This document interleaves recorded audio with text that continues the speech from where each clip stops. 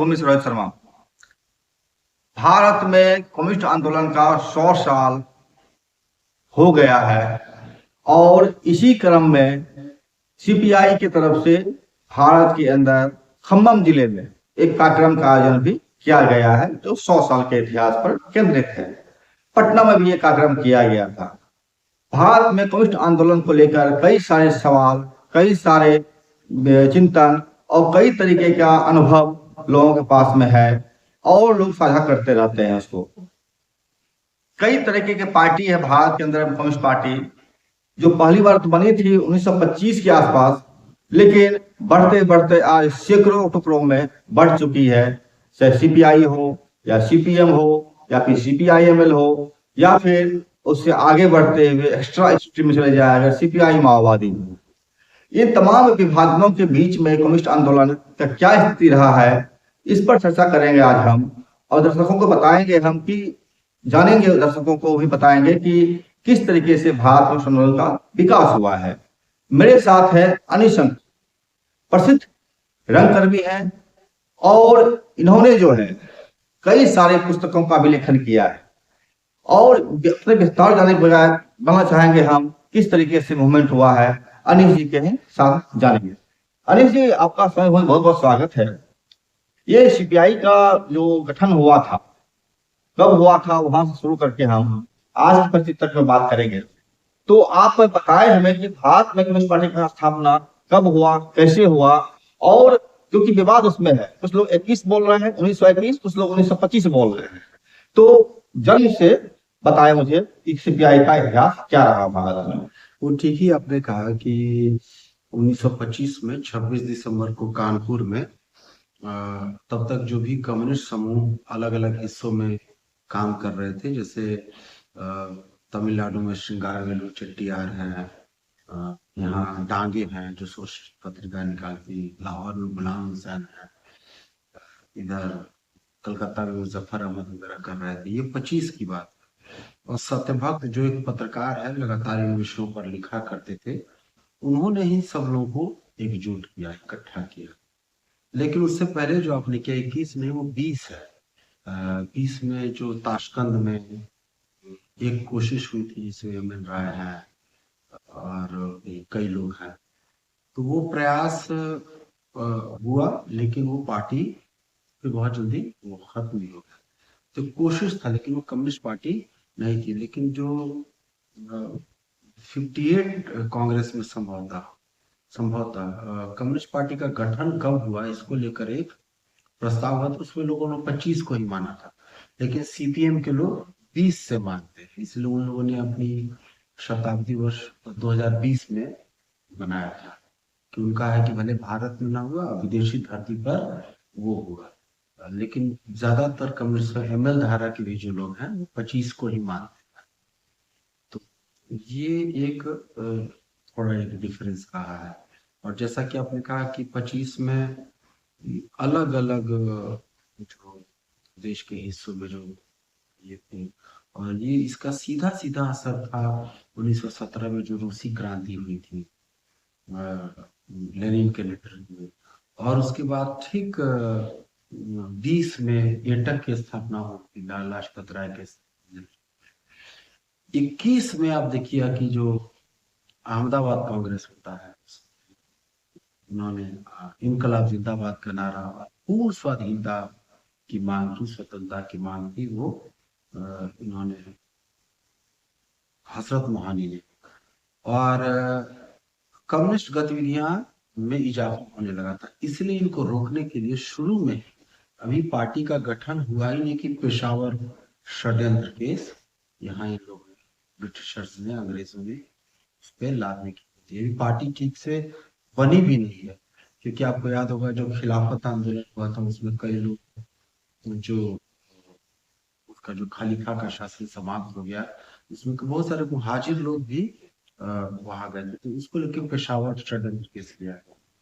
उसके बाद पेशावर अभी खत्म ही नहीं हुआ 22-23 में, कि फिर 24 में 25 में वो कानपुर षड्यंत्र केस वो शुरू हो जाता है।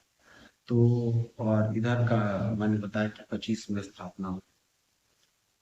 और ये देखिए कि अ, इन लोगों का कॉरेस्पॉन्डेंस कम्युनिस्ट इंटरनेशनल से भी होने लगा था, खास करके एम राय जब बाहर एक बहुत बड़े बाहर से मतलब जेल से बाहर थे या देश से बाहर? नहीं, वो तो बाहर थे। उनका कम्युनिस्ट इंटरनेशनल जो 1920 का जो कांग्रेस था, बाकू कांग्रेस, जिसमें कॉलोनियल कंट्रीज के भी लोग थे, जिसमें एम रॉय ने रिप्रेजेंट किया था इंडिया। इंडिया में। और लेनिन से उनकी बहुत फेमस बहस है भारत के स्वाधीनता संग्राम के कैरेक्टराइजेशन को लेके। बल्कि एम एन राय महात्मा गांधी को बहुत एक बुर्जुआ लीडर, एक रिएक्शनरी लीडर मानते हैं। वो क्लास ऑर्गेनाइजेशन ज्यादा इंपॉर्टेंट होगा या नेशनल स्ट्रगल ज्यादा महत्वपूर्ण होगा या क्लास स्ट्रगल? लेनिन का कहना था कि भाई नहीं, अगर गांधी जो है इतने बड़ी जनता को अगर भारत पाकिस्तान साम्राज्यवाद के खिलाफ उतारता है तो उसका एक बड़ा इम्पोर्टेंस है। इनका कहना था कि नहीं, वो एक धार्मिक सांस्कृतिक धार्मिक प्रतीकों का इस्तेमाल करते हैं, तो एक तरह से रिएक्शनरी कैरेक्टराइजेशन। लेनिन ने दोनों के प्रस्ताव का अल्टरनेटिव प्रस्ताव था रख दिया, जिसको कि उनका जाहिर है कि एम एन राय का क्या प्रस्ताव पास होता लेनिन सामने। लेकिन ये इस पर एक भारत के स्वतंत्रता संग्राम को लेकर के असहयोग आंदोलन जब तक ये शुरू हो गया था, गांधी का कद बहुत बड़ा हो गया था। और अब देखिए कि ये कम्युनिस्ट एक्टिविटीज होने लगी थी, गतिविधियां थी, और 25 में पार्टी बनती है। एक बड़ी दिलचस्प बात है कि विदेशों से जो इन लोगों का पत्र व्यवहार होता है, तो ब्रिटिश इंटेलिजेंस अफसर था उसमें का सिसिल काय, उसकी एक किताब है कम्युनिज्म इन इंडिया। तो ये सारा इन लोगों का पत्र वो पढ़ लेता, पकड़ में आ जाता था। कैसे कम्युनिस्ट इंटरनेशनल पैसा भेज रहा है, क्या हो रहा है, डाक का क्या पत्र व्यवहार चल रहा है, एम एन राय का ये क्या हो रहा है, ये सारी चीजें वो बहुत दिलचस्प किताब है, 6 साल तक रहा। और वो बहुत सारा इंफॉर्मेशन कम्युनिस्ट के बारे में बता है। दूसरी बात यह है कि कम्युनिस्ट इंटरनेशनल भारत में क्रांति हो, भारत में रशियन एम्पायर दुनिया का सबसे बड़ा साम्राज्य था, उसको लेनिन के नेतृत्व में ढहा दिया गया था। अब था कि अगला निशाना ब्रिटिश एम्पायर को ढहा जाए। ब्रिटिश एम्पायर का सबसे बड़ा सोर्स था इंडिया, भारत। तो यहाँ अगर कम्युनिस्ट एक्टिविटीज बढ़ती है, इसको लेकर के मैंने बताया कि कम्युनिस्ट इंटरनेशनल ने भी थोड़ा थोड़ा प्रयास करना शुरू किया। यहाँ दिक्कत बहुत थी, यहाँ आपस में भी झगड़ा बहुत था, पैसे को लेकर के भी काफी झंझट था। वहां से जो पैसा था, ये सत्यभक्त जो है वो पत्रकार थे, बहुत थोड़े इकोनॉमिकली कमजोर। बाद में उन्होंने अखंड ज्योति जो पत्रिका है, थोड़ी दक्षिणपंथी झुकाव की मानी जाती है, उसमें भी वो बाद में काम करने लगे। और बड़ी अच्छा बिहार के कर्मेंदु शिशिर सत्यभक्त पर किताब लिखी है। और सत्यभक्त का भी बहुत झगड़ा था उन लोगों से, बल्कि वो कानपुर में जो पार्टी बनी, तो पार्टी के फॉर्मेशन से ये लोग चाहते थे कि दफ्तर को मुंबई ले जाएं। वो बीच से ही लगभग अंत में ही कागज पत्र लेके वो चल दिया, सत्यभक्त ने बोले चल दिए। तो ये था। लेकिन मैं ये कह रहा था, जो आपने सवाल उठा के पेशावर षड्यंत्र केस हुआ, फिर कानपुर लाया गया। कानपुर का नाम था Kanpur Bolshevik conspiracy case. Bolshevik threat जो है ये इनके आने में। अब अभी ये षड्यंत्र केस पर सारे लीडर पकड़ेगा। उसी बीच में थोड़ा गतिविधि 26-27 से ये पीजेंट्स एंड वर्कर्स पार्टी में, जिसका मुंबई में और कलकत्ता में थोड़ा आधार था, इसके माध्यम से ये लोग काम करना शुरू किए कि 29 में सारे लगभग 33 लोगों को गिरफ्तार कर दिया। सारे टॉप लीडरशिप जो थी इसकी भारत की कम्युनिस्ट सारे 33 लोग।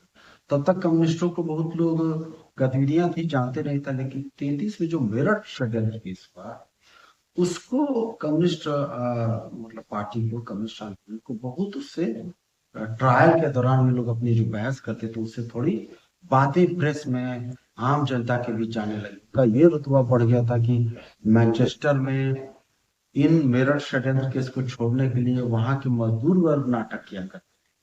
गांधी जी को मिलने जाना पड़ा जेल में, कहा मेरठ षड्यंत्र। और लेकिन ये लोग कम्युनिस्ट आंदोलन में भी कहिए कि अब गांधी जी से मिलेंगे कि नहीं मिलेंगे, क्यों मिलेंगे, ये सब ये था। और तब तक और वो लगभग 4 साल तक चला, 1929 से 33 तक। इसी बीच में लाहौर कॉन्स्पिरेसी केस है, जो भगत सिंह भगत वाला, सिंह। जो पूरा। तो आप देख रहे हैं कि अंग्रेजों ने यहाँ कम्युनिस्टों की इतने दमन उत्पीड़न, जितना कम्युनिस्ट आंदोलन ने भारत में चला है अंग्रेजों के खिलाफ, उतना किसी धारा ने नहीं उतना चला है। सोचे कि सारी टॉप लीडरशिप गिरफ्तार है। और 1930 का असहयोग आंदोलन, अच्छा, एक ये सवाल। सविनय अवज्ञा जिसमें नमक आंदोलन, तो यहाँ की टॉप लीडरशिप ठीक से भाग भी नहीं ले सकी। इसी बीच में आपको 1928 का सिक्स कम्युनिस्ट इंटरनेशनल है, इसका कॉलोनियल थीसिस वगैरह है। तो कई लोग मानते हैं कि उसने भी नेशनल स्ट्रगल, क्लास स्ट्रगल की क्या इंपॉर्टेंट है। तो ये माना जाता है कि वो उसने थोड़ा अल्ट्रा लेफ्ट पोजीशन लिया सिक्स इंटरनेशनल की, मतलब क्लास स्ट्रगल ज्यादा इंपॉर्टेंट है नेशनल स्ट्रगल को ये करते। बाद में उस सिक्स इंटरनेशनल की थीसिस को करेक्ट किया गया सेवेंथ इंटरनेशनल, विद्रोह वगैरह, और हुआ कि नहीं ये यूनाइटेड फ्रंट की पॉलिटिक्स चले।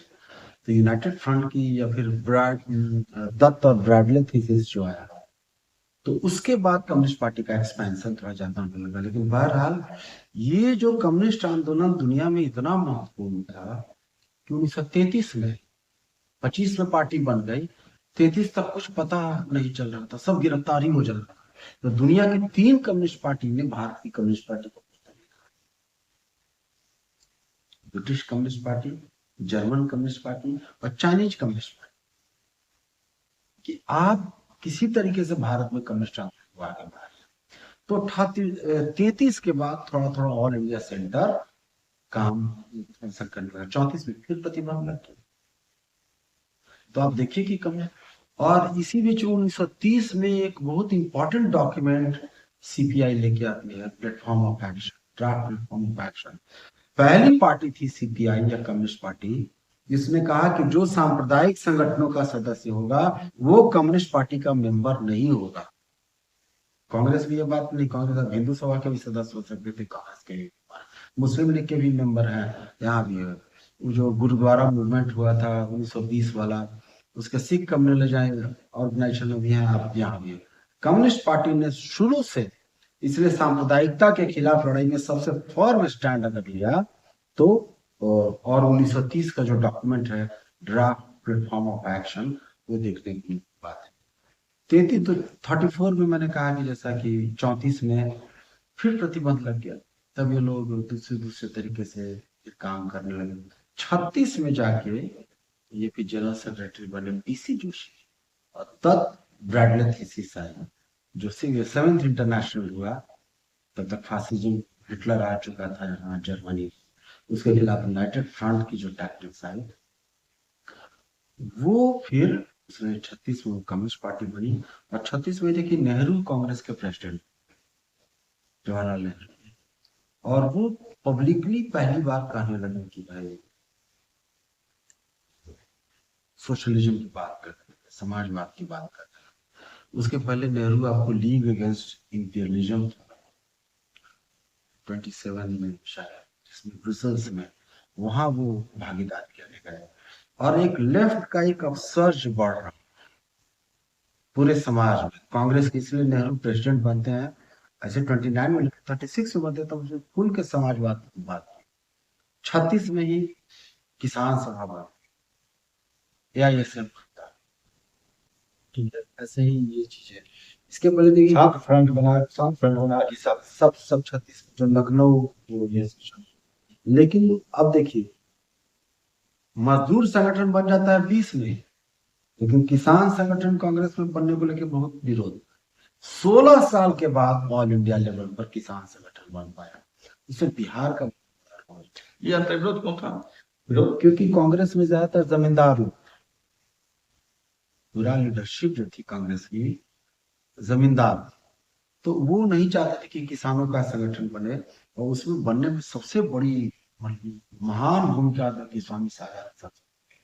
और जहाँ हम लोग पटना है सबसे पहला बना 1927 में, पटना पश्चिमी किसान सभा। आज भी आप जाएंगे पटना के राहुल में अ, श्री सीताराम आश्रम है। तो 27 में 29 में बिहार लेवल पर बनता है बिहार राज्य किसान संघ, और वही आधार बनता है ऑल इंडिया लेवल पर बनने का 1936 में। तो और कांग्रेस के भीतर आप देखिए कि बहुत करस्पॉन्डेंस है। पूरा कांग्रेस की लीडरशिप चाहती है कि कांग्रेस तो खुद ही है इसमें किसान है, तो अलग से किसान संगठन की क्यों जरूरत। इस तरह की डिबेट है। बहरहाल वो एक सेपरेट, हम लोग कम्युनिस्ट आंदोलन की बात कर रहे थे। तो 36 में जब ये आया, पीसी जोशी जनरल सेक्रेटरी और दत्त ब्रैडले थीसिस आती है, उसके बाद कम्युनिस्ट पार्टी का भी एक्सपेंशन शुरू हो जाता है।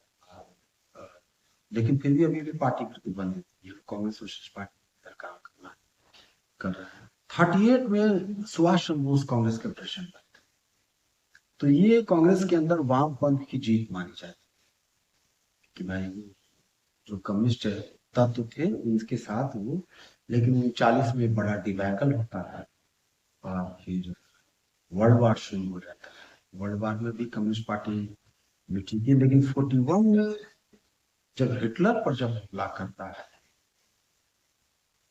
जर्मनी, हिटलर ने, आपको याद होगा, वर्ल्ड वार थोड़ा परेशान अगस्त में वो रिबन टॉप और ये मोलोटोव पैक्ट होता है, जिसकी आलोचना भी होती है लेनिन की, स्टालिन से वो करते हैं, लेकिन दस उसको स्पेस चाहिए था, थोड़ा समय चाहिए था। वो जानता था कि अंततः आएगा मेरे बाद, लेकिन जब जीतता हुआ फिर वो चला गया, फिर सोवियत संघ पर हमला करता है। तो विचित्र स्थिति, कम्युनिस्ट पार्टी है, सारे लीडरशिप उस वक्त में 40 में देवली कैंप में राजस्थान में बंद। तो उन लोगों ने पहला इंटरनेशनलिज्म का परिचय दिया, बोला कि सोवियत संघ ये प्रथम समाजवादी जो ये हमारा राज्य है उसको बचाना इम्पोर्टेंट है। और तब एक लाइन, और कम्युनिस्ट पार्टी ने कहा कि ये जो अंग्रेजों का वार पार्ट है, युद्ध प्रयास है, उसको हमें सपोर्ट करना है, ताकि वो जो सोवियत संघ के साथ अलायंस में था वो फासिज्म के खिलाफ एक फ्रंट। तब जाके कम्युनिस्ट पार्टी को पहली बार ओपन किया 43 में। पार्टी बनी 25 में, पहला कांग्रेस सीपीआई कर सकी 18 साल बाद 43 में। अच्छा, इसमें एक सवाल रहेगा मेरा, ये सा सवाल इसका जवाब करना चाहते थे। पहला सवाल मेरा ये था कि आज भी युवाओं का सबसे बड़ा जो मुकुट बोल सकते हैं या चेहरा बोल सकते हैं आंदोलन का, भगत सिंह दिखता है। भगत सिंह काफी हद तक सोवियत संघ से प्रभावित थे, लेनिन से प्रभावित थे, मृत्यु के वक्त भी लेनिन की साहित्य पढ़ रहे थे, चिट्ठी भी लिखा था उन्होंने सोवियत संघ को। लेकिन भगत सिंह को कभी सीपीआई का मेंबर नहीं बने, ना ही सीपीआई ने कभी भगत सिंह को सपोर्ट किया। इस तरह से लोग बोलते हैं कि सीपीआई जो है भगत सिंह को विरोध करते हैं। तो ये क्या अंतर विरोध था? इसका साक्ष्य ऐसा कुछ नहीं कि भगत सिंह ने, बल्कि आप देखिए भगत सिंह का सारा जो लिटरेचर है, भगत सिंह, आपको याद होगा ये नौजवान भारत सभा का कैवा साल है, 100वां साल 1924 में बना। तो वो उसमें उसके टीचर्स ने, छबील दास और इन लोगों ने बनाया था। नौजवान भारत सभा का जो 26 का ये था कांग्रेस हुआ, मतलब सम्मेलन, उसमें डांगे को भगत सिंह ने बुलाया भाषण देने, श्रीपाद अमृत डांगे को भाषण देने। कम्युनिस्ट पार्टी प्रतिबंधित है सारी, लगातार उसको, कोई पार्टी का आप स्ट्रक्चर कुछ रहेगा तब तो ये बनिएगा। और भगत सिंह नौजवान भारत सभा, फिर बाद में नौजवान भारत सभा में छोड़ के फिर वो जो एचआरए को एचएसआरए में वो चले गए। उसके बाद ये सैंडर्स वाला कांड हो गया, उसके बाद तो 29 में तो गिरफ्तार ही हो गए, और 29 में ही सारा मेरठ षड्यंत्र केस वाला भी सब पकड़ा गया। तो कब वो करता, वक्त नहीं मिला। कोई, जैसे आप टीम में जाएंगे स्ट्रक्चर रहेगा तो। दूसरी बात की वो आपने सही कहा कि वो मार्क्सवाद की तरफ लगातार उनका वो चाहते थे। अदालत में तो लेनिन का जिस दिन जन्मदिन था उसका ये आपने उदाहरण दिया, मृत्यु के वक्त वो क्लारा जेटकिन का साहित्य संस्मरण है जो लेनिन पर, वो पढ़ रहे थे। अब याद रखें लेनिन का बहुत बड़ा महत्व है। लेनिन को रविन्द्रनाथ टैगोर पसंद करते, तिलक ने भी ये किया, यहाँ तक कि लेनिन पर कविता लिखी अल्लामा इकबाल ने। वो कविता है, वो कौन सा आदम है जिसका तू खुदा है, क्या वो इसी धरती पे रहता है? वो कौन से लोग हैं जो उसको जो खुदा मानते हैं? वो कौन सा आदम है जिसका तो खुदा है? क्या वो लंबी कविता है? किसने? अल्लामा इकबाल ने। जो उस तरह से पूरी भारत में सब धारा के लोग, बल्कि जिस साल लेनिन की मृत्यु हुई उस साल कांग्रेस में लेनिन की मृत्यु पर शोक प्रस्ताव लाया गया। लगभग वो पास हो जाता, गांधी जी ने वीटो लगाया, उसमें बहुत कम वोट से हार पाया, नहीं तो लेनिन को लेकर शोक प्रस्ताव कांग्रेस के अंदर कांग्रेस के सेशन के भीतर। बहरहाल तो लेनिन का बहुत प्रभाव पड़ा और रविन्द्रनाथ टैगोर से लेके सब धारा के लोग, इतनी संस्कृत में कविताएं लिखी गई है लेनिन पर, भारत की हर भाषा में कविता लिखी गई। दूसरा आरोप लगता है जो कि तो लगाते ये भगत सिंह वाली बात मतलब इसका कोई एविडेंस रहना चाहिए ना। उनको 31 में ये फांसी ही पड़ गई 23 मार्च को, तो मार्क्सिस्ट वो लगातार धीरे धीरे बढ़ गए, लेकिन मैं नास्तिक क्यों होता। उनकी जेल जो उनके जो नोटबुक है वो देखने से लेकिन इसमें लगता है कि आपका कहना यह है कि कम्युनिस्ट पार्टी खुद ही अस्थिर थी, बिखराव में थी, प्रतिबंधित थी, जिस कारण लगातार कभी स्थिर नहीं होने स्थिर नहीं देना। हुआ। पेशावर है, कानपुर है, मेरठ है, लाहौर है, तो 36 के बाद जाके 43 में जाके भाई पार्टी बनाए तो कांग्रेस करेंगे ना, आपको कांग्रेस नहीं करने दे रहा है। सारे लीडर्स हमेशा जेल में ही रहे। उसके बाद कम्युनिस्ट इंटरनेशनल की 28 वाली 6 इंटरनेशनल ने भी उसने नेशनल स्ट्रगल और क्लास स्ट्रगल का जो इशू थोड़ा गड़बड़, उसको कहता है कि अल्ट्रा लेफ्ट पोजीशन लिया। पूरी दुनिया के, तीसरी दुनिया के देशों को उसने बोल दिया कि यहाँ का दलाल है। इसी को बाद में माओ से तुमने किया, जो नक्सल आंदोलन आज तक इसी को बोलता है। 6 इंटरनेशनल की कॉलोनियल वो ये थी, 12 वो सेपरेट से। तो ये 43 में जब कांग्रेस हुआ तो आज देखिए कम्युनिस्टों पर यह आरोप लगाया जाता है कि कम्युनिस्ट कहाँ थे 42 में ये किया। हाँ, ये साथ में 43 में जब कांग्रेस हुई तो उसके 139 डेलीगेट। तो कांग्रेस में आप देखिए कि वो जोड़ा जाता है किस क्लास के हैं, किस वर्ग के हैं, कितना ये, कितने साल जेल काटी, जोड़ा गया तो 414 साल। और दूसरी कांग्रेस हुई 48 में, उसमें 600 डेलीगेट थे। उन दोनों का 6 सालों का जेल जीवन 1500 साल था। दूसरी बात ये आप ये कर 43 में, उसके बाद कम्युनिस्ट पार्टी का बड़ा तेजी से एक्सपेंशन, जो सदस्यता थी 43 में देख लीजिए, 43 के बाद 42 में अगर मान लीजिए कि देने से अगर कम्युनिस्ट पार्टी, ये सही बात है कि थोड़ी अलगाव में गई, लेकिन पार्टी का एक्सपेंशन बहुत हुआ, जन संगठनों का बहुत हुआ। और ऐसा हुआ कि 46 आते आते सारे बड़े जो मास मूवमेंट थे, तेभागा हुआ 46 का, तेलंगाना हुआ, पुनप्रा वाला हुआ वह त्रावणकोर स्टेट में, सुरमा वैली हुआ, या बिहार का ये बर्खास्त आंदोलन, सब का सारा नेतृत्व कम्युनिस्टों के हाथ में। बल्कि अगर वो कांग्रेस लीडरशिप थोड़ी अगर समझदार होती तो 46 में भारत रिवोल्यूशनरी पोजीशन करना, उसके ठीक एक साल पहले 45 में हो ची मिन्ह वहां हनोई आ चुके थे। 49 में आपको माओ से तुंग हटा था, तो 46 से भारत में क्रांतिकारी परिस्थिति कोई कॉल दिया तो मैं भी भारत में क्रांति सफल हो जाए, दिया गया 48 में, तब तक वो उभार खत्म। इसमें एक सवाल रहेगा, क्योंकि आजाद भारत नहीं हुआ था और जैसा कि आज है, उसमें जो एक सवाल जिसका आपने टच किया था, उस पर मैंने रोका था आपको। वो सवाल ये था कि आपने बताया था कि चूंकि सोवियत संघ पर हमला हुआ था तृतीय वर्ल्ड वार में, और इसलिए जो है कम्युनिस्ट पार्टी ने ब्रिटिश गवर्नमेंट को सपोर्ट किया, क्योंकि ब्रिटिश गवर्नमेंट जो है, इंग्लैंड ब्रिटिश गवर्नमेंट सोवियत संघ के साथ अलायंस में थी।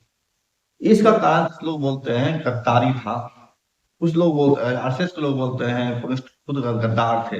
दूसरी तरफ जो कम्युनिस्ट के लोग हैं वह बोलते हैं कि लोग समझ नहीं पाए अंतर्राष्ट्रीय परिस्थिति उस समय, और कुछ तीसरे लोग बोलते हैं कि भारत को चाहिए था उस समय भी ब्रिटिश साम्राज्यवाद के खिलाफ लड़ना, जैसा कि गांधी लड़ रहे थे, और बजाय ब्रिटिश सैनिक में फौज में भर्ती होकर के ब्रिटिशों के लिए लड़ने के, ब्रिटिशों के खिलाफ लड़ना चाहिए था। क्योंकि ब्रिटिश बेशक अलायंस में था सोवियत संघ के, लेकिन कभी भी खुल करके ब्रिटिश गवर्नमेंट जो है सोवियत संघ के साथ फाइट में नहीं उतरा था, बहुत बाद में उतरा था, लास्ट आवर में।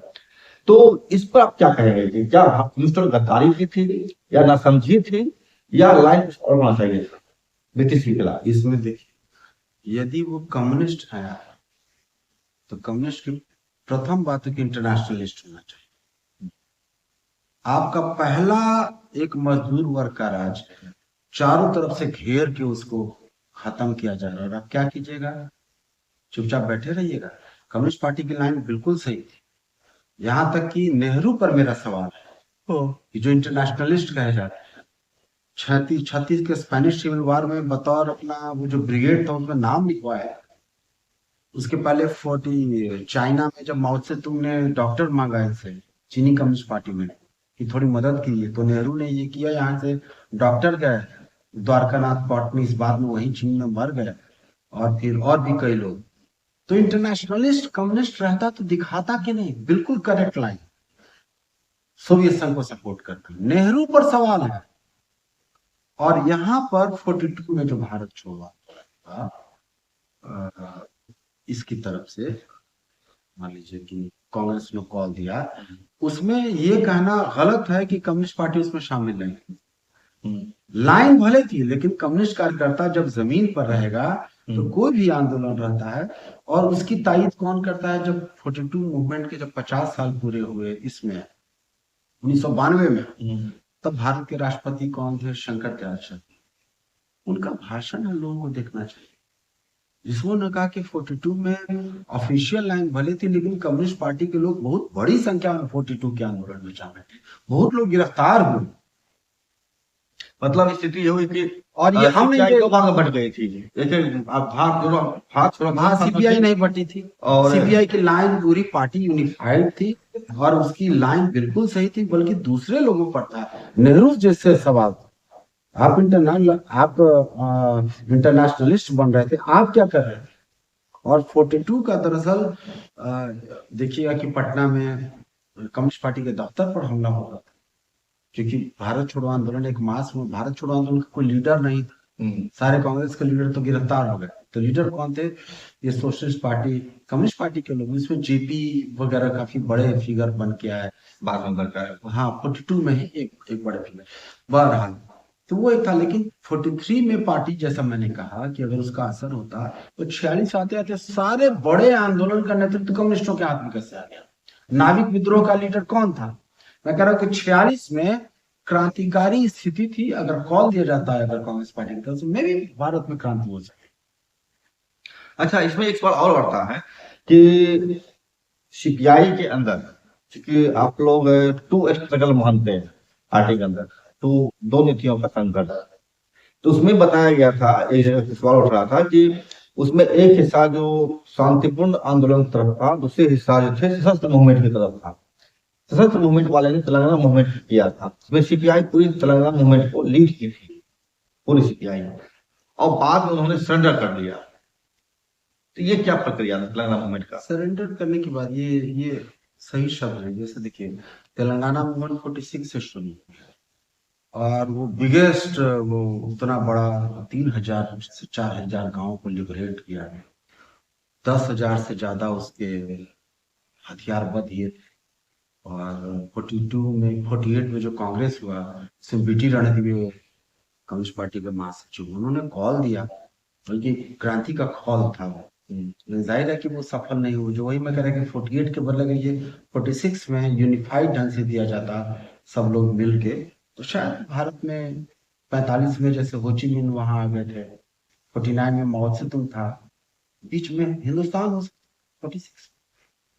तो सीपी जो लीडरशिप चुप गई, सीपीआई लीडरशिप नहीं चुनी, सीपीआई का जैसे वो हैसियत नहीं थी। उसने कहा कि पार्टी बनती है, पूरा पार्टी को लगभग प्लस कर दिया, मतलब लगातार रिप्रेशन उतना, कांग्रेस लीडरशिप, इनके लीडर्स का बड़ा प्रभाव, कम्युनिस्ट पार्टी में उतना बड़ा नेहरू के स्ट्रक्चर का लीडर कोई नहीं था। सुभाष चंद्र बोस के स्ट्रक्चर का, सुभाष चंद्र बोस तक तो बाहर जा चुके थे। ये लोग चाहती, ये लोग अगर, लेकिन देखिए 46 का जो नाविक विद्रोह था, जिसमें कांग्रेस का, मुस्लिम लीग का लाल झंडा, खाली लाल झंडा बचा रह गया, कांग्रेस का मुस्लिम लीग के झंडे को उखाड़ के फेंक, मतलब हटा के फेंक दिया था।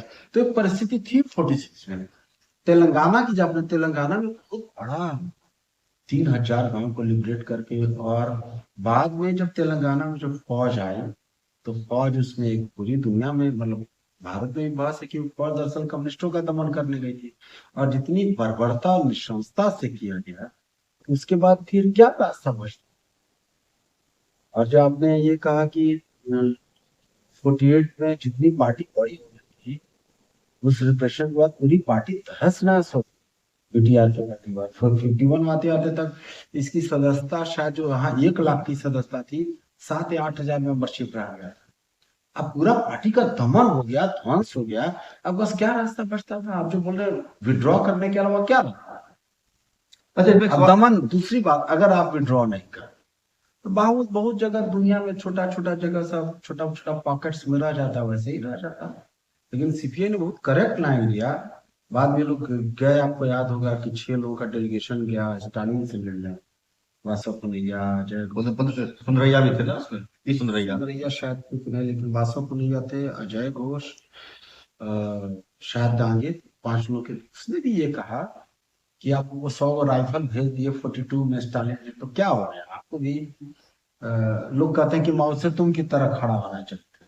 माओ से तुम के साथ तो माओ से तुम जापानी साम्राज्यवाद से लड़ रहे हैं, उनकी तरह वो इंडियन भारतीय कम्युनिस्ट पार्टी वाला डायलेमा नहीं था। जापान था ही उस तरह, जर्मनी, जापान और इटली। भारत की परिस्थिति दूसरी थी, यहाँ डायलेमा था, डायलेमा था। माओ से तुमको कोई डायलेमा नहीं था, उसी का था स्ट्रगल। हाँ सीधा था, फासिज्म के खिलाफ था, और ये करना तो ज्यादा टफ स्थिति था। दूसरी बात की खैर वो आपने एक बात की कि कम्युनिस्ट पार्टी का आंदोलन, भारत में कम्युनिस्ट आंदोलन शुरू से बटा हुआ। 48 में कितनी वामपंथी पार्टियां थी जानते हैं? 18 वामपंथी पार्टी। हाँ, पहला जो नहीं जानकारी है, वो आपको नहीं पता है? नहीं। 48 में 18 वामपंथी पार्टियां, और सब एक दूसरे से लड़ते रहते थे। ये पुरानी हमारे यहाँ की बीमारी। बोल्शेविक पार्टी ऑफ इंडिया तो आरएसपी बन गया था, एसयूसीआई 48 में बन गया था, उसके पहले कांग्रेस सोशलिस्ट पार्टी बन गई थी, और भी बहुत सारी। 18 स्वामी सहजानंद सरस्वती ने 1948 में 18 वामपंथी पार्टियों को एकजुट हुआ, बोला कि वामपंथियों एकजुट हो, कोई रास्ता नहीं है तुम्हारे पास। विभाजन यहाँ का फितरत बनी हुई। अच्छा आपने बातचीत में एक बहुत बड़े नायक का जिक्र किया था, सुभाष चंद्र बोस का। सुभाष चंद्र बोस के बारे में उसमें स्लोगन दिया गया था, तोजो का कुत्ता। तो क्या ये गलती था या फिर वास्तव में तोजो का कुत्ता का विशेषण जो दिया गया था वो सही था? देखिए, सुभाष चंद्र बोस, आप जानते हैं कि जैसा मैंने बताया कि 38 में जो बने और 39 में कांग्रेस का जो राइट विंग था, उसने पूरी कोशिश की उनको हराने की, उसके बाद भी जीते। वो लेफ्ट के, मतलब वामपंथ की जीत मान जाए। उनकी पार्टी फॉरवर्ड ब्लॉक आज भी वामपंथी मोर्चे में रहती है। वो जब वहां जापान जब गए, और उस वक्त एक कंफ्यूजन हुआ, और ये जो रनिंग डॉग्स ऑफ इंपीरियलिज्म इनको कहा गया, तो वो सही नारा, वो गलत नारा था। वो साम्राज्यवाद के एजेंट नहीं, सुभाष चंद्र बोस शुरू से। वो देखिए, पहला आदमी बनता है, प्लानिंग कमीशन बनाता है भारत में, ये कांग्रेस के अंदर 38 में, और सारे जो मेघनाथ साहब वगैरह को जोड़ते हैं, साहेब सिंह सोखे, जो मेडिसिन में बाद में हसन जहीर जहाँ उन्होंने बहुत बड़ा काम किया, उस सब लोग सुभाष चंद्र बोस के वक्त सारा एक पूरा एक ग्रुप बना वामपंथ का भीतर में, या इस तरह के लोगों का। तो वो एक गलत नारा था। सुभाष चंद्र बोस के असेसमेंट में हो गए कि साम्राज्यवाद का, वो एक देशभक्त थे और साम्राज्यवाद के खिलाफ लड़ने वाले थे। होता है कई बार मिसकैलकुलेशन होता है वर्ल्ड परिस्थितियों के, वो फासिस्टों का, उसमें जो लोग कहता है कि क्या उसको सहयोग मिला, हमको तो ठीक से ये पता नहीं है कि क्या उनको सहयोग किया हिटलर ने, क्या उनको सेना आर्मी दे दी। नहीं, जापान ने तो दिया था क्या? क्योंकि आपको इंडियन जो फौज को गिरफ्तार किया था उन्होंने, उसको उन्होंने दिया था, जिस वजह से कि नहीं, आजाद हिंद फौज की नहीं, नींव पड़ी थी। उसके पहले रासबिहारी बोस का पहले से वो आर्मी, हिटलर ने कहा नहीं, जापान ने दिया, जापान में ही थे ना रासबिहारी, तो वही बुला के इसको हैंड ओवर किया। हैंड ओवर की आर्मी, इंडियन नेशनल आर्मी बना है। वो सहयोग चाहते थे, उसमें जो सहयोग उसको मिला था नहीं मिला, उन लोगों ने बिट्रे किया मेरे साथ। तो एक डायलेमा जो बोले ना कि ये सब, बहरहाल वो एक क्रोश, हम लोग कम्युनिस्ट आंदोलन पर बात कर रहे थे, बहुत बड़ा फिर तेलंगाना नहीं, में, इसी में जैसे मैंने कहा कि पेशावर है, कानपुर है, मेरठ है, उसका बहुत भीषण दमन है तेलंगाना, जिसकी कल्पना नहीं की जा सकती। तेलंगाना के आंदोलन पर एक बहुत अच्छी किताब लिखी गई थी पी सुंदरैया की, और इतनी मोटी किताब है वो 400-500 पन्ने की किताब है वो। दर्शक चाहे उसको पढ़ सकते हैं, या फिर किसी और जगह उसको अपलोड करेंगे, उसका लिंक यहाँ पर हम लगा देंगे। ये बताइए, पी सुंदरैया का क्या रोल था उसमें? पी सुंदरिया नायक थे, पी सुंदरिया और राजेश्वर राव, ये बहुत तेलंगाना मूवमेंट में आया। तेलंगाना मूवमेंट के नायक। अच्छा, इसमें एक सवाल और मेरा रहेगा इसमें कि 47 बहुत बड़ा फैक्टर रहा है भारत के इतिहास में, आजादी का और गुलामी का बीच का एक अंतराल। 1947 में जब भारत आजादी मिलती है, तो सीपीआई की तरफ से एक स्लोगन आता है, एक और देश की जनता भूखी है, यह आजादी झूठी है। ये आजादी तो छूटी है, देश की जनता भूखी है। हाँ, तो ये स्लोगन के बारे में क्या मतलब मिस्टेक्स था, या फिर कुछ चीजें थी? देखिए वो जो क्योंकि ये स्लोगन आज भी लगता है कि वो ये ट्रांसफर ऑफ पावर था, ये तो भी आप जानते हैं। वो कोई इनकलाब तो हुआ नहीं, जो कि मैंने 46 में बोला कि क्रांतिकारी संभावना थी भारत के पास, वो निकल गई। तो ट्रांसफर ऑफ एक, लेकिन राजनीतिक आजादी तो मिली।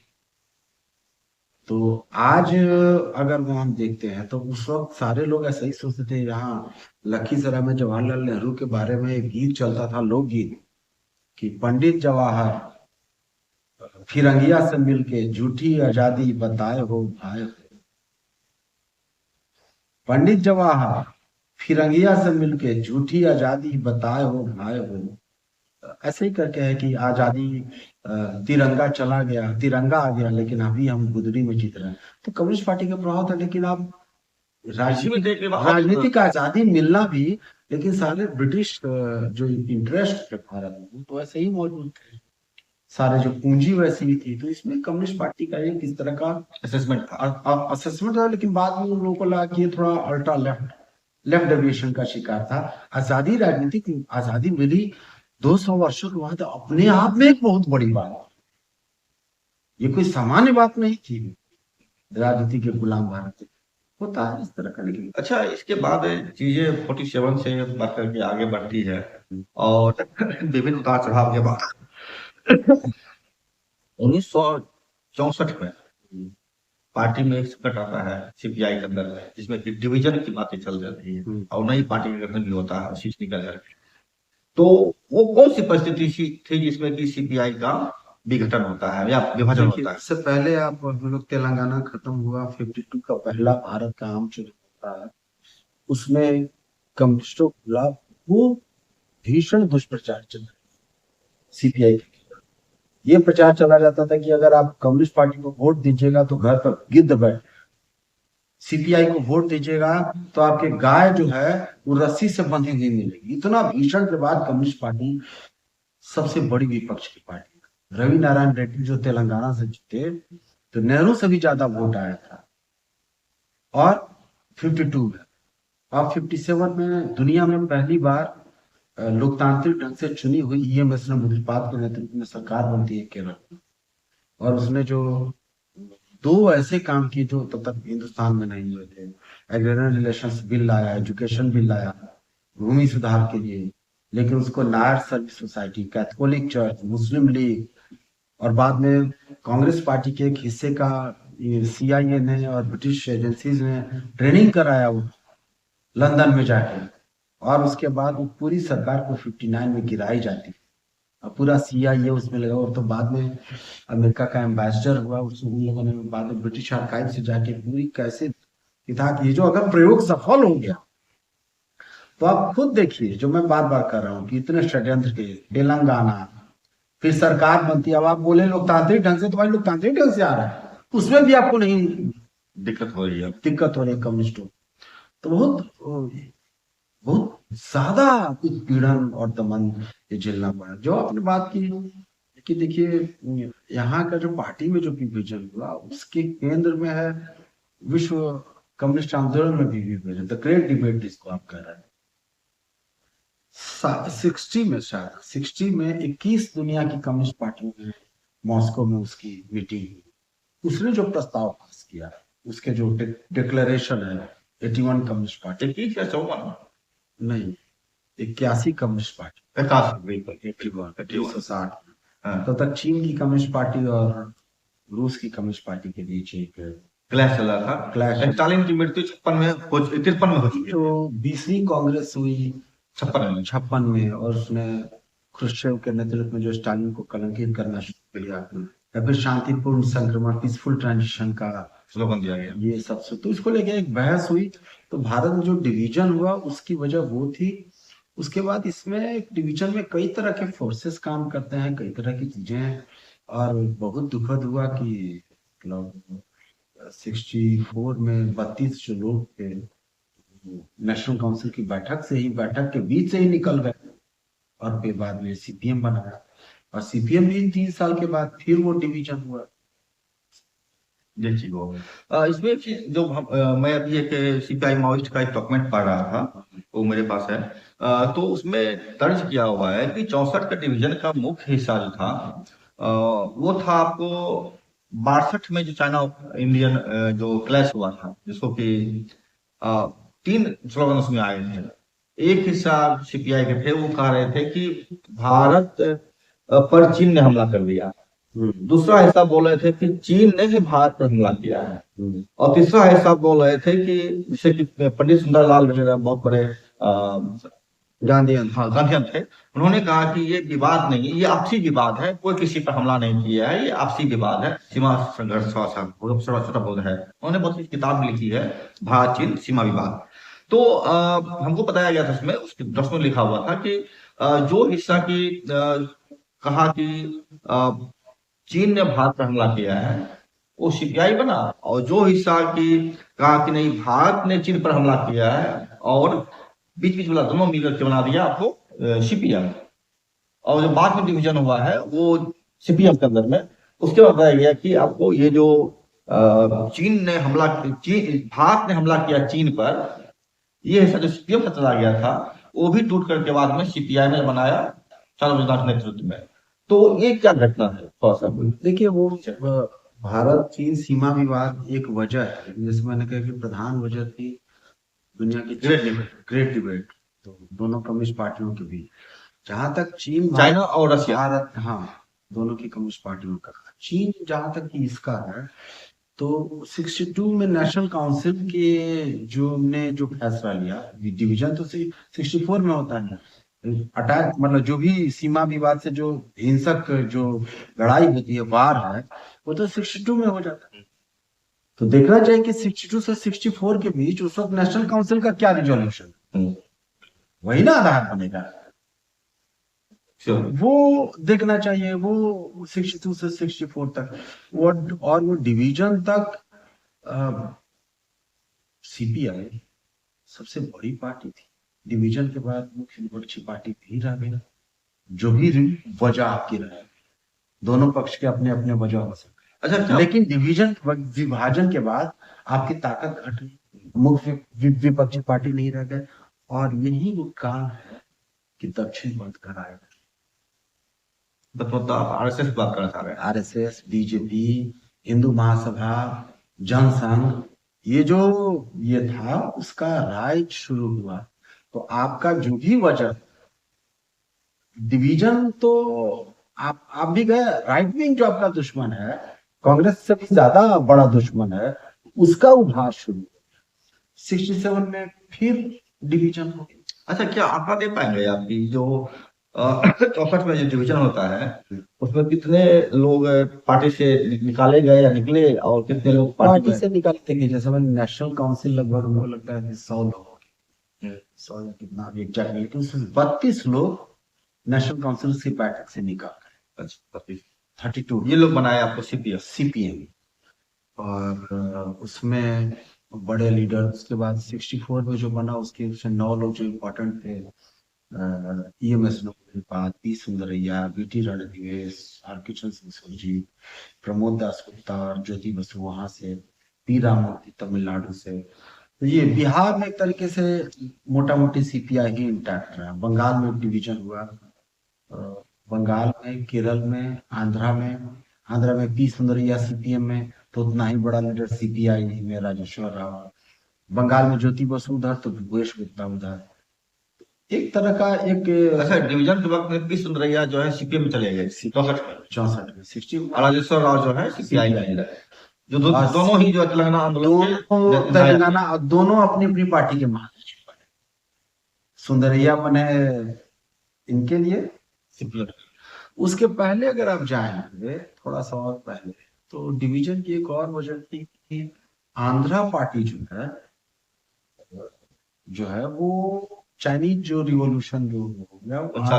हाँ, तो वो लाइन के बारे में वो भी पहले से कह रहे थे, क्योंकि बहुत सारा इतनी बातें छुपी। आंध्रा जो वो कह रहे थे कि वो ये लाइन जो है, जो तेलंगाना से प्रैक्टिस, वो आंध्रा कांग्रेस। लेकिन बीटीआर ने जो स्लोगन दिया रिवॉल्यूशन का, वो डेमोक्रेटिक रिवॉल्यूशन का सोशलिस्ट रिवॉल्यूशन का था। मतलब आपका मुख्य जो कंट्राडिक्शन है लेबर एंड कैपिटल का 48 वाला। तो ये एक तरह की, ये पहले से डिबेट तेलंगाना के बाद से ही बहस शुरू हुई, क्योंकि अजय घोष जो है महासचिव बने 51 में, वो तब तक दोनों फैक्शन को बैलेंस करते रहे। उनके 62 में उनकी मौत होती है, उसके बाद कोई ऐसा बचा नहीं जो ये मैनेज कर सके कॉन्ट्राडिक्शन। ऐसा नहीं था, वो कॉन्ट्राडिक्शन मैनेज होता, दोनों पक्ष मानते हुए पार्टी में रहते। अभी भी कम्युनिस्ट पार्टी में रहते हुए रहता है। मान लीजिए दोनों, ऐसा नहीं कि दोनों के कुछ कुछ पहलू हैं इंपॉर्टेंट हैं, लेकिन आप देखिए कि उसका शिकार भारत की जनता, दक्षिण पथ को बढ़ने का मौका मिला। बहरहाल 67 में फिर ये जो फिर उसका प्रोग्राम को लेके 50 से ही बहस होने लगी। जैसा कि मैंने कहा कि आंध्रा पार्टी भीतर में, कम्युनिस्ट पार्टी के भीतर में 53-54 से, और खास करके 55 में जब कांग्रेस ने बोल दिया कि हम भी समाजवाद लाएंगे, हमारा भी लक्ष्य समाजवाद है, तो अच्छा, उसके बाद भी थोड़ा और ये सब कंफ्यूजन विद इन पार्टी ये बनी रही। अच्छा, सीपीआई पर लोग का आरोप था, आपने भी कुछ चीज को इंडिकेट किया था हल्के हल्के शब्दों में। वो ये था कि कम्युनिस्टों को जो है अंतरराष्ट्रीय स्तर से पैसा मिलता था भारत में पार्टी को चलाने के लिए, जिसमें कि सोवियत संघ के बारे में है, वो देते थे पैसा। और कुछ तो यहाँ तक बताया गया कि आपको मतलब ट्रेनिंग सेंटर, सीपीआई माओवादी के जो डॉक्यूमेंट्स हैं उसमें लिखा हुआ है कि वो जो है आपको सोवियत संघ से पैसा दिया गया था। और जिन लोगों ने डिमांड किया कि क्या चाहिए, तो उन्होंने कहा कि मुझे एक आर्म्ड फोर्स तैयार करना है अफगानिस्तान में, जहां पर कि वो ट्रेनिंग कैंप बनाए बाकायदा, लेकिन वो भी फिश हो गए। आरोप लगता रहा है कि सीपीआई के लोगों ने जो है मुफ्त पैसा लिया, खाया, बचाया और अपना किस कालखंड में? ये कालखंड आपको जो है चीन में क्रांति हो चुकी थी और उसके बाद का संक्रमण। देखिए सोवियत संघ के पहले देखिए पूरी दुनिया में वो मदद तो 20 में का जो, अगर आप जो इंटरनेशनल था अमेरिकन से, सेकेंड इंटरनेशनल बाकू का जो कांग्रेस हुआ, तो उसी वक्त से था कि कम्युनिस्ट इंटरनेशनल, सोवियत संघ पूरी दुनिया के लोगों को मदद कर रही थी कि थोड़ा बहुत। बाद में भी देखिए तो किताबें भेजती थी आपके पास दुनिया में, पूरी कोई पार्टी एक दूसरे को मदद करती है जो कमजोर रहता है, जो इंटरनेशनलिस्ट होती है, इसमें पैसा दे, ये सब बेकार की बातें हैं। कम्युनिस्ट आंदोलन कभी कोई, हाँ अब आप देखिए भारत की सरकार सारा यहाँ का ये स्टील का फैक्ट्री सोवियत संघ का लगाया हुआ है, स्टेट को मदद किया गया है, बोकारो का स्टील प्लांट हो, खाद का कारखाना, सब तो सोवियत संघ के मदद से लगा है। जो भारत का लोग सोवियत संघ के खिलाफ बोलता है नमक हराम है, बिल्कुल, अगर वो सोवियत संघ नहीं रहता तो भारत में स्टील, तो तो भारत को, पूरे कंट्री को मदद किया। वो तो 71 का युद्ध भी होता अगर तो फिर इंदिरा गांधी वो ऐसा भारत में सिक्योरिटी काउंसिल में कई बार उसने भारत के पक्ष में वीटो लगाया, वो तो एक अलग बात है। भारत का अगर नहीं होता सोवियत संघ, और उसमें सीपीआई का बहुत बड़ा योगदान है कि उसमें जो स्टील के कारखाने, स्टील मतलब लोहा का, उसके पहले भारत का लोग जाति अल्युमिनियम में भोजन करता, पीतल में खाना खाता, स्टील में भोजन करना शुरू किया सोवियत संघ ने। नमक हराम है जो कम्युनिस्ट सोवियत संघ के खिलाफ और कम्युनिस्टों के खिलाफ बोलता है। एक सवाल रहेगा इसमें।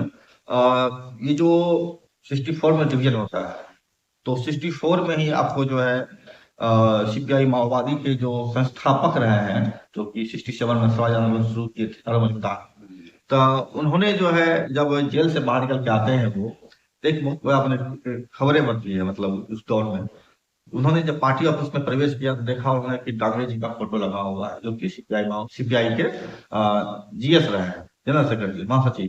तो डांगरे की तस्वीर देखे वो, तो उन्होंने जो है तस्वीर को खींच करके पटक दिया, बोला कि ये गद्दार है ये। तो डांगे के बारे में बहुत सारी विवादित चीजें हैं, तो थोड़ा बताइए डांगे के बारे में, क्या गद्दार हैं या फिर कुछ कमियां रही हैं या फिर सटीक रहे? भाई गद्दार आप ऐसे ही लफाजी आप करें, वाम लफाजी कमीशन डांगे अगर गद्दार, तो सोवियत संघ ने उसको ऑर्डर ऑफ लेनिन दिया। भारत में कौन कम्युनिस्ट नेता है जिसको ऑर्डर ऑफ लेनिन मिला? कब मिला था? 74 में, जो 75 साल के, वो पहला लीडर जिसको ऑर्डर ऑफ दिमित्रोव मिला, जॉर्जी दिमित्रोव। कोई सामान्य आदमी नहीं था दिमित्रोव। एंटी फासिस्ट वार का मेन थियोरेटिशियन माना जाता। पहला आदमी था डांगे, जो भारत में कम्युनिस्ट आंदोलन में सबसे बड़ा अगर कोई फिगर है, बिगेस्ट मुक्तिबोध हिंदी के कवि किसको लेटर लिखते हैं? डांगे। और मार्क्सिस्ट हिस्टोरियोग्राफी है भारत में जो शुरू हुई, उनकी पहली 49 में किताब है दास प्रथा से साम्यवादो, मार्क्सवादी पद्धति का उसने भारतीय इतिहास पर कैसे लागू किया जाए, उसका वो तो बिगेस्ट टॉलेस्ट फिगर था।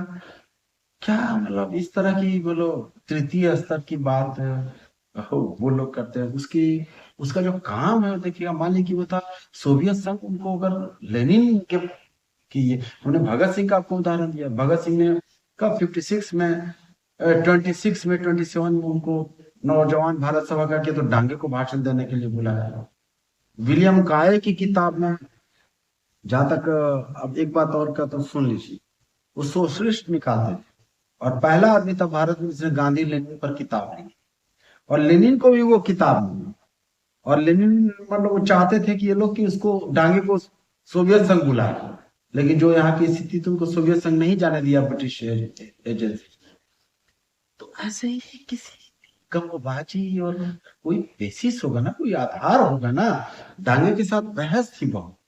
तो इसका मतलब ये हुआ कि पूरे सीपीआई के जो इतिहास रहा है 100 साल का, शताब्दी मना रहे हैं आज खम्मम में, जैसा आपने बताया था।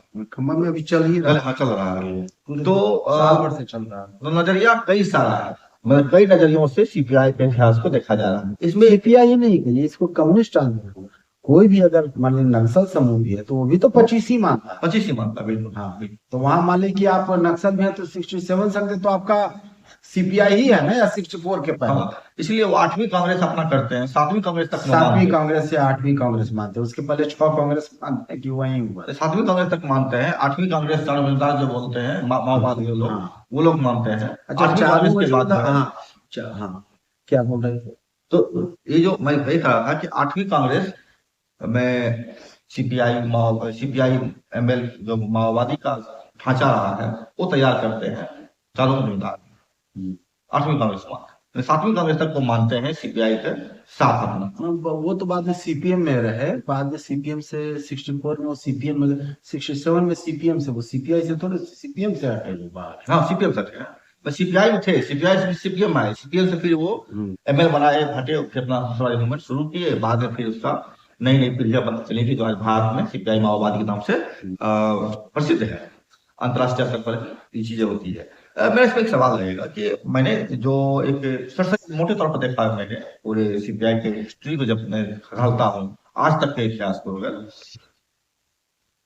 तो मुझे लगता है कि सीपीआई के अंदर में दो थॉट का चक्कर चलता रहा है। एक वह जो कि सशस्त्र संघर्ष के पक्षधर थे, और दूसरे वो जो पूरा सामूहिक मूवमेंट के पक्षधर थे या फिर शांतिपूर्ण आंदोलन के पक्षधर थे, जो बाद चुनाव भी लड़े हैं और चीज हुई है। तो जो सशस्त्र मूवमेंट के पक्षधर थे तेलंगाना का मूवमेंट शुरू किए, फिर बाद में तेभागा वगैरह होते हुए, श्रीकाकुलम नक्सलवादी होते हुए सीपीआई माओवादी बना करके जो है दंडकारण अपने भाग में घूम रहे हैं, लड़ रहे हैं। और दूसरा हिस्सा जो चुनाव के माध्यम से फिर 52 में जो भारत आजादी होती है, तो 52 से जो चीज डेवलप हुआ है तो वो चुनाव के माध्यम से चलते चले गए हैं अपना। लेकिन दोनों के बीच में जो नई चीजें हुई है वो है, आपने बताया था कि 64 के बाद से आरएसएस का उदय, डिवीजन से डिवीजन से, हाँ 64 डिवीजन होता है, उसके बाद से आरएसएस का उदय का अपने दक्षिण पंथ पूरा कहें, दक्षिण पंथ उसमें हिंदू महासभा है, राम राज्य परिषद है, जनसंघ है, कई तरह की फोर्सेस है। कांग्रेस के भीतर भी दक्षिण पंथ बहुत बड़ी संख्या में। देखिए सीपीआई एक शुरू से कहती थी कि भारत में मुक्ति का रास्ता ये है कि भाई कम्युनिस्ट आंदोलन हो और जो कांग्रेस के भीतर जो डेमोक्रेटिक फोर्स है उसको लेके आपको अलायंस है, ताकि दक्षिण पंथ को आप ये कीजिए। आज आप क्या कर रहे हैं, वही काम तो कर रहे हैं पूरा कम्युनिस्ट। यही बात तो डांगे बोलते थे भाई ना, तो डांगे को आज गाली देने से नहीं ना होगा। बहरहाल वो थोड़ा कॉम्प्लेक्स इशू है, उस पर हम अलग से उस पर बात एपिसोड करेंगे, वो लेकिन जटिल मसला है। हाँ, लेकिन मेरा एक सवाल रहेगा इस मसले पर। भारत में जो आज वर्तमान मौजूदा स्थिति देखते हैं हम अगर है, तो इसमें सीपीआई के अंदर, सीपीआई मतलब भारत या कम्युनिस्ट के अंदर एक 3 तथ्य निकलते हैं। पहला जैसा कि वामपंथी, अल्ट्रा वामपंथी और आपको दक्षिणपंथी। दक्षिणपंथी मतलब आरएसएस मतलब दक्षिणपंथी नहीं, पार्टी के अंदर में दक्षिणपंथी, अल्ट्रा लेफ्ट जिसको बोलते हैं, अति वामपंथी और एक वामपंथी। कि तीनों में क्या अंतर, थोड़ा सा पीछे बता। देखिए वो आपने बात की चुनाव के माध्यम से वो जाना चाहते हैं, वो सशस्त्रकरण, ये सब नकली विभाजन है, बहुत सरलीकरण है। अच्छा, और ये बहुत ही मतलब मूर्खतापूर्ण भी है। कोई सीपीआई कहीं टिकी हुई है बिना हथियार के टिकी हुई है क्या? बेगूसराय में जाइए, बिहार की छोड़ दीजिए, बाहर की बात, तो 200 कार्यकर्ता उसके मारे गए, बड़े बड़े माफिया कामदेव सिंह जैसे लड़ा। चुनाव भी एक माध्यम है। ये बहुत नकली विभाजन और बहुत कंफ्यूजन पैदा किया। मेन है कोई कम्युनिस्ट पार्टी है वो मानती है कि नॉन पार्लियामेंट्री स्ट्रगल ही प्रधान ये है, नॉन पार्लियामेंट्री में ही तमाम चीजें होती है। अच्छा, जो आपने बात की 67 वाली, इन अति वामपंथी अल्ट्रा, उन लोगों से डिबेट सैद्धांतिक था, थियोरेटिकल था। जैसे देखिए 67 में, जैसा कि मैंने आपको हल्का सा, क्या था चारों मजेदार का, कि भारत का मुख्य प्रधान जो अंतर्विरोध है वो साम्राज्यवाद और सामंतवाद, या भारतीय जनता और सामंतवाद प्रधान शब्द, और भारत का पूंजीपति वर्ग दलाल। तो दलाल जब मानिएगा तो ये 6 इंटरनेशनल की परिभाषा, जहां से माओ से तुमने उठना है, वहां से नकल किया चारों मजूमदार, अपना थोड़े था चारों मजूमदार। अब आप खुद सोचिए ये सही था या गलत था। दलाल पूंजीपति वर्ग का मतलब होता है कि जिसका कोई उत्पादन आधार देश में न हो। क्या टाटा का, बिरला का, अंबानी का उत्पादन आधार नहीं है? दूसरी बात, उसका कोई सामाजिक आधार नहीं है। जब पूंजीवाद का तो उत्पादन आधार रहेगा पूंजीपति वर्ग का, न सामाजिक आधार रहेगा, तो काला उसे लड़ेंगे। मुख्य दुश्मन सामंतवाद है। यही बहुत बड़ा एरर था पूरे नक्सल में। आप भाजपा को बोलते हैं, सुनिए, भाजपा का सामाजिक आधार है या नहीं? बिल्कुल। तो नक्सल मूवमेंट कैसे ही फेल हो जाता। कांग्रेस का सामाजिक आधार था कि नहीं था? पूंजीपति वर्ग का आज टाटा लैंड रोवर खरीदता है, पूरे विदेश में ये करता है, आप करेंगे दलाल वर्ग। हास्यास्पद भी है। और दूसरी बात ये कह, कम्युनिस्ट आंदोलन में 68 का वर्धमान प्लेनम, ये लोग बताता नहीं है कम अपने नक्सल आंदोलन में भी अपने लोग। फिर क्या हुआ? तो वर्धमान प्लेनम में बुरी तरह की लाइन पराजित हुई थी चारों मजेदार की, तब जाकर 69 में पार्टी बनाया था। जब आपकी लाइन हो गई तो पार्टी में रहिएगा ना। हमारी लाइन मानी नहीं की तो हम पार्टी बना लेंगे। यही बात 64 में हुई, हमारी बात नहीं मानी तो उसके बाद तो क्या हुआ, कितना विखंडन हुआ, और फिर कैसे बीजेपी राइज हुई दक्षिण पंथ, तो आप देख ही रहे हैं। अच्छा, मान लीजिए कि आपसे पार्टी के अंदर रहते हुए हमारी लाइन नहीं चली तो पार्टी बना लेंगे। उसके बाद मान लीजिए चारों मजूमदार आया, उसके बाद पार्टी इतनी विखंडित हुई। लेकिन सब कहने के बाद भी नक्सल आंदोलन में कुछ शहादत, लोग मारे गए, उसको ठीक है, सिद्धांत थियोरेटिकली वो लोग आज भी बहुत कमजोर है। नक्सल आंदोलन, माओइस्ट मूवमेंट इतना सैद्धांतिक वीक है कि टिक नहीं पाता। लेकिन फिर भी इतना कहने के बाद त्याग किया, मारा गया, को सल्यूट करना पड़ेगा ना। फिर कहा कि इतने नादान ही न थे जहां से गुजरने वाली है नासे उनकी रह गुजर तो देख। इतने नादान ही न थे, जान पे देने वाले इतने नादान नहीं थे। उस रास्ता जो त्याग किया, ठीक है उसको मिस्टेक्स हुए, थियोरेटिकल मिस्टेक्स हुए, वो लोग कुछ कुछ वैसे ही थे जैसे नरोदनिक लोग थे भी उसमें। राजा को मार तो उसको मार, और लेनिन को सबसे पहली लड़ाई अपने भाई की पार्टी जो नरोदनिक था उनका भाई अलेक्जेंडर उलियानोव उसी से लड़ना पड़ा। तो ये एक तरह से मतलब किसान बेस की, इसीलिए देखिए माओवादियों का कोई मजदूर संगठन है, नक्सल आंदोलन का आज भी मजदूर संगठन, कैपिटल को पूंजीवाद को मानिएगा तब ना उसमें मजदूर संगठन इसका बनाया आंदोलन है। जैसे सरगनी क्या नाम अब है, जाके शुरू हुआ है। नहीं बहुत पहले आपको तेलंगाना में जो आपको खरन है, कोयला खरन के मजदूर में बहुत बड़ा संगठन उनका है, क्या नाम है, सरगनी नाम है, मैं भूल रहा हूँ। लेकिन कोई ट्रेड यूनियन नाम से अगर है संगठन तो हम नहीं जानते, काफी बहुत बड़ा। क्या नाम? उसका नाम है तेलंगाना में कोई सरगनी करके कोई नहीं ट्रेड नाम, यूनियन का नाम जैसे है, एटक है, जैसे सीआईटी नहीं, उस तरह से नहीं आप है। जाके लेकिन नक्सल आंदोलन में भी ये लिबरेशन वालों का एक एक्टिव है। तो ये बात सैद्धांतिक थी कि उनके आप, अपने खास इसीलिए तरह उनकी से- उनकी लड़ाई कहाँ हुई, गांव में भी दीर्घकालीन लोग की। ये एक आलोचना ये है कि तो पूंजीवाद तो अक्षुण्ण रखता है, उसको तो कुछ नहीं होता। बहुत अच्छा है, गांव को तबाह कीजिए, वहां से मजदूर आके शहर आएगा, हमारे लिए सस्ता मजदूर बनेगा। तो बेसिक जो खैर बहरा वो डिबेट सैद्धांतिक थी। जो मैंने कहा कि जो दलाल पूंजीपतिवाद बनाया गया वो छठी अंतरराष्ट्रीय की का फॉर्मुलेशन था जिसको माओ से तुम ने फॉर्मुलेट किया, वहां से ये लिया।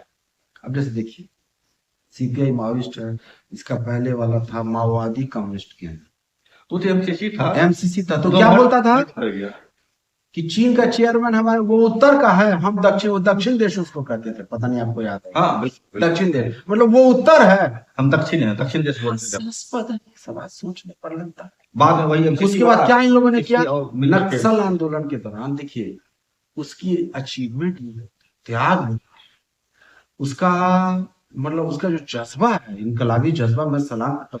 लेकिन क्या करता, टैगोर की मूर्ति चला, उसकी मूर्ति तोड़ रहे हैं, ईश्वर चंद्र विद्यासागर, वो 70-72 की बात बोल रहे हैं। मतलब ये कह रहे हैं कि चूंकि एक थियोरेटिकली सैद्धांतिक रूप से जब आपका वीक ग्राउंड रहेगा, ये आ गया 78 में कि सोवियत संघ ज्यादा बड़ा साम्राज्यवादी खतरा है, अमेरिकन साम्राज्यवाद से कोलैबोरेशन करना, इस तरह का हास्यास्पद भी है। बहरहाल ये एक सैद्धांतिक बात, लेकिन फिर भी वो जो इनकलाबी जज्बा था, लड़ने का जज्बा था, बहुत लोग मारे गए, हम उनको ऐसे ही नहीं कर सकते। बहुत लोग शायद बिहार में, बंगाल में, उनके मतभेद हैं, लेकिन वो एक मेरा एक सवाल रहेगा,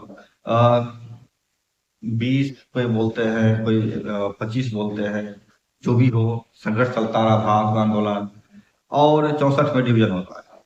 अब परिस्थिति बदल गई, लगभग आप 64 को भी जेल देख लीजिए आप, अगर तो लगभग 70-80 साल होने जा रहे हैं, 70 साल हो रहे हैं। तो क्या मौजूदा दौर में क्या कहीं दिख रहा है आपको कि पूरी पूरी लेफ्ट या अल्ट्रा लेफ्ट या जो भी लेफ्ट है, पूरे लेफ्ट नाम पर जो भी संघर्ष कर रहे हैं, एकजुट होने का, संयुक्त मोर्चा बनाने एक किसी तरह से एक माध्यम मोर्चे पर आने का कोई दिख रहा है संभावना आगे की? देखिए जमीनी अगर अब वामपंथी कार्यकर्ताओं से बात करेंगे किसी भी कम्युनिस्ट पार्टी का, उस सब की यही भावना है कि एकजुट, एक साथ मिलकर लड़े। लेकिन जैसे कि इतिहास का बैगेज होता है, इतिहास का बोझ होता है, वो ये इतनी जल्दी पीछा का प्रेत होता है ना, पीछा नहीं छोड़ता। अब आप पुरानी बहसें आज अप्रासंगिक से दिख रहे हैं, जो आज हम लोग उस पर ज्यादा बहस भी नहीं कर रहे हैं। सबकी अपनी अपनी कुछ बात सही है, सब बढ़ा, सबसे बड़ी बात है सबने कुर्बानी दिया है, बहुत ज्यादा कुर्बानी, सब अपने अपने हिस्सों का कुर्बानी सबने दिया। बहुत ज्यादा दिया, और बहुत ज्यादा, इतनी कुर्बानी के बाद भी बहुत कम सफलता है। लेकिन फिर भी भारत आज अगर पाकिस्तान नहीं बन गया तो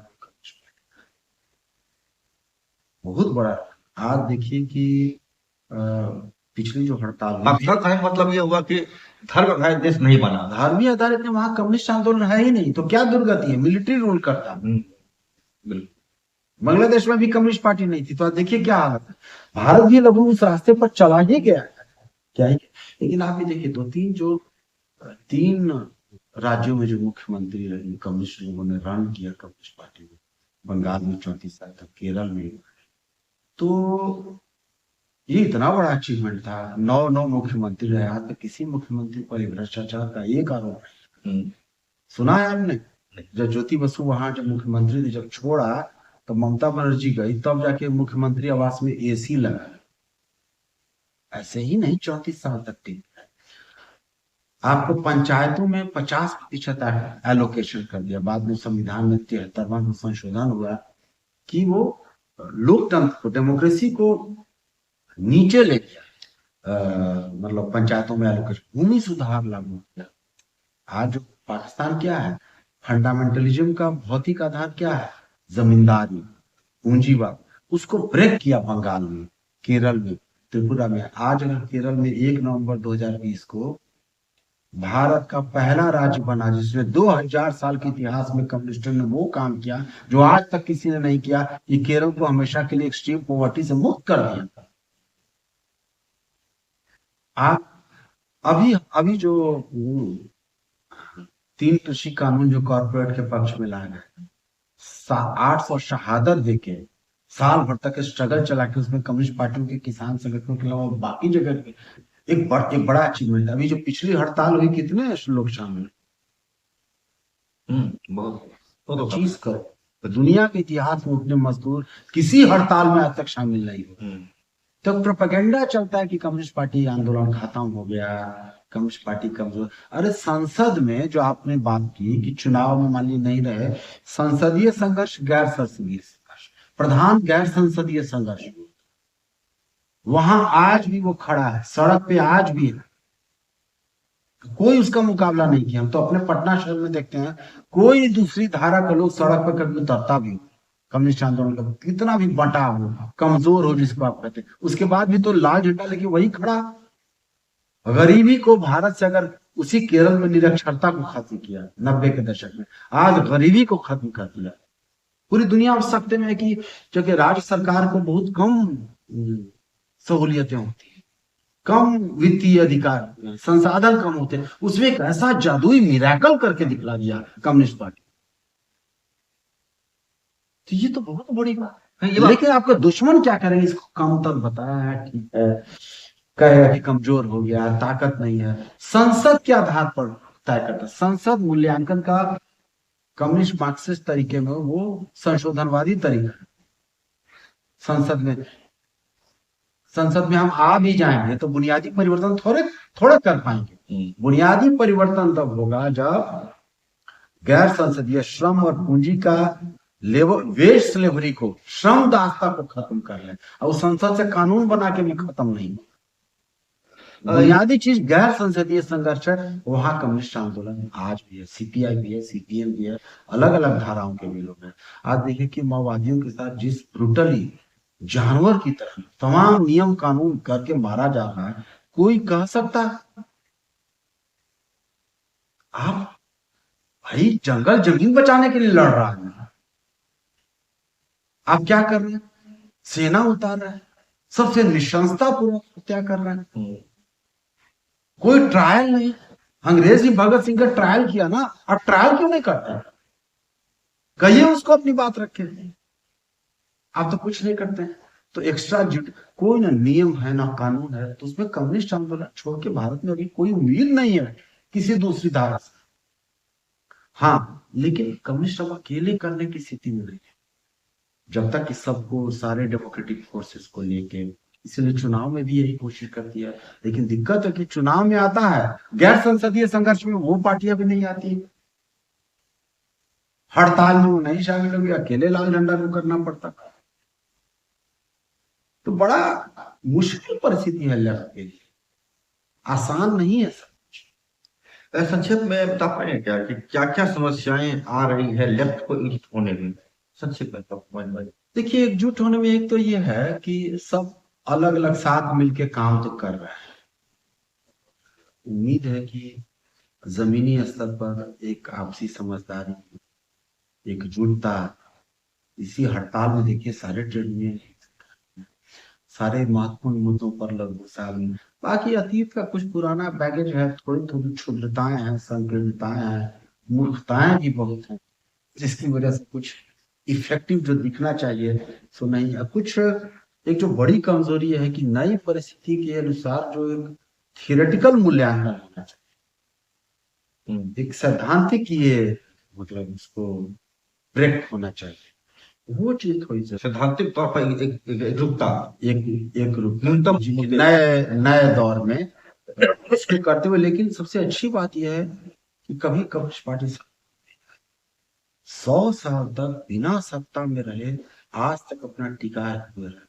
कोई पार्टी बता दे लाल झंडा को छोड़ के कि 100 साल तक सत्ता में नहीं रही हो, टिक गई, ये लाल झंडा है। कम्युनिस्ट पार्टियां जो आज तक टिकी हुई है और आगे भी इसका बहुत बढ़िया दिन आने वाला। आपने एक अच्छा सवाल छेड़ा है, और कि मैं इग्नोर करने की मोड में था, लेकिन आपने एक सवाल छेड़ा है कि ये जो सत्ता में नहीं आई है, एक सवाल जो मैं सीपीएम के लोगों से पूछा हूँ, आप चाहे जवाब दीजिए। एक वक्त आया था जबकि ज्योति बसु को जिम्मा प्रस्ताव दिया गया था भारत प्रधानमंत्री बनने के लिए, उस प्रस्ताव से सीपीएम पीछे हट गई, उन्हें प्रधानमंत्री नहीं बनेंगे। तो आज के दौर में क्या लगता है कि अगर उस प्रस्ताव को मान लेती है अगर पार्टी, अगर लेफ्ट में, सबसे उभार होता भारत में? देखिए क्या होता ये कहना बहुत सब डिफिकल्ट क्वेश्चन है, लेकिन ज्योति बसु नहीं बने 96 में, तो 98 में अटल बिहारी वाजपेयी आ गया भाई, अफसोस है ना इस वक्त। देखिए आप तो आ गया, उस वक्त ये सोचा गया था कि हम आएंगे, कोई रेडिकल प्रोग्राम करेंगे तो रूलिंग क्लास चिली जैसा हालत करेगा, इस तरह की स्थिति थी। लेकिन आप इतिहास में आपके पास हमेशा आपके अनुसार अवसर नहीं होता है ना, आपको अवसर मिला 99 में, फिर सीपीएम भी चाहिए कि बन जाए, फिर साम्राज्यवाद में नहीं होने का। हिस्ट्री में अपॉर्चुनिटी हमेशा नहीं मिलता है। ये बहुत बड़ा भारत के बड़े तमाम बड़े वामपंथी बुद्धिजीवियों ने सीपीएम के दफ्तर के सामने धरना दिया कि इस अवसर को मत छोड़ो, फिर आएगा नहीं। और ज्योति बसु ने क्या बोला, हिस्टोरिक ब्लंडर था, सही साबित हुआ जी। ये तो पूरी बातचीत हुई, आपने सुना, और पूरे भारत में जो पोस्ट अमल धारा है, तो बहुत लंबी डिबेट है, बहुत गहरा डिबेट है। और लेकिन जो सबसे बड़ा सच है वो ये कि कम्युनिस्टों का पूरे भारत के 100 साल के इतिहास में, चाहे धारा कोई भी हो, पार्टियां कोई भी हो, कम्युनिस्ट है तो सबसे ज्यादा कुर्बानी, सबसे ज्यादा त्याग, सबसे ज्यादा पीड़ा कम्युनिस्टों ने सहा है इस देश को बचाने के लिए। अनिसंकुल शब्द में कहे अगर हम, तो भारत आज अगर डेमोक्रेटिक कंट्री है, यहाँ पर अगर सेना का शासन नहीं चल रहा है जैसा कि बांग्लादेश में या फिर पाकिस्तान चलता चला आ रहा है 70-80 साल से, तो इसका सबसे बड़ा देन है कम्युनिस्ट।